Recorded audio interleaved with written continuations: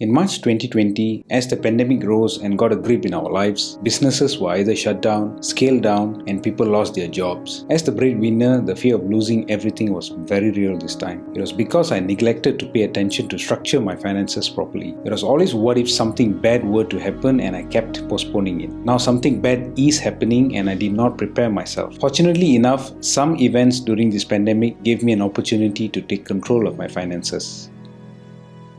Hey friends, welcome to the channel. My name is Vic. I'm a doctor currently running my practice in beautiful Sabah, Malaysia. And in today's video, I'd like to share 5 financial tips that I've picked up along the way since the pandemic hit us last year to better prepare ourselves in case if another unfortunate event were to happen. And I've cheekily named them the Spike System. I'm not a financial guru and this is not a financial advice. As how author Austin Kleon says that I'm simply sharing whatever I'm learning. I do not consider myself an expert and being an expert is also unbelievably boring to me. So let's get right into it. So the first financial tip that I learned last year is to strip our finances. This is a term that I learned after reading the book The Millennial Money by Connor Richardson. So in this book, they advise us to get financially naked. So what they mean by this is that if you're thinking to get married or if you're a married person, we should lay down the numbers on the table and expose our financial status with our partners and they should do the same. Share how much are you making every month, what are you spending it on, who are you spending it on, what is your financial goals and what are your debts. This sets up to a healthy partnership in a marriage and it is very important, especially when we are handling a financial crisis during an unfortunate event. The biggest cause for divorce in Malaysia is because of financial issues. So having a healthy financial relationship is one of the most important things when we are handling a crisis. So the second financial tip that I've learned is to have a passive income. Depending solely on our active income and living paycheck to paycheck monthly can be very disastrous, especially after what happened last year. So even though setting up a passive income can be quite daunting in the beginning, its rewards are quite beneficial later on in life. One of the examples of having a passive income is to have a small amount of shares of a publicly listed company where the company's business generates returns for us. This is what we call as value investing and this is what Mr. Warren Buffett does. Second way of having a passive income will be where we can monetize our skills. We can record ourselves teaching somebody something and selling it online as a course for a certain amount of fees on many platforms that is out there. The third way of generating a passive income could be starting your own YouTube channel, which is currently what I'm trying right now. So having a passive income can actually cushion us from a financial crisis impact on many levels depending on how much of passive income are we generating. Having a life insurance policy is actually a no-brainer, but because I lacked financial discipline in my younger years, I've previously committed to many insurances and let it all lapse. But I've held on to my life insurance policy ever since and I was forever grateful after the pandemic happened because to the nature of my job, in case anything were to happen to me, my family and my loved ones will be taken care of. So having a life insurance policy, especially for professionals who are in the high-risk industries, are very important due to the nature of the job of contracting certain diseases and succumbing to it. So another thing that I've learned is to know your taxes well. A personal financial guru of mine, Mr. Kenchi, shared with me one day that there are two things that is unavoidable in our lifetime. One is our inevitable death, another one is our tax payment. So as professionals, they are one of the biggest tax contributors to the nation. So I will have to admit that before this, I've actually never paid much attention to handling my taxes well. But probably because it is an annual thing that I've never had a proper time management, I never actually paid much attention. But recently I realized that the government is giving a lot of tax incentives and rebates because of the pandemic. So this time when I handled my taxes well, I realized that I could actually save some money and I took this money and invested into some passive income ideas. So even though as a nation, we are cringed upon many levels, I realized that the Inland Revenue Board of Malaysia is actually doing a wonderful job. When I checked out their website, the information they provide are not very heavy, very simple and informational, and I only use this as a guide for me to declare my taxes. I never engaged a tax planner for me to do my taxes, and by just using that as a guide, I managed to save some money for me to invest it. So feel free to check out their website, use the information they provide and do your taxes.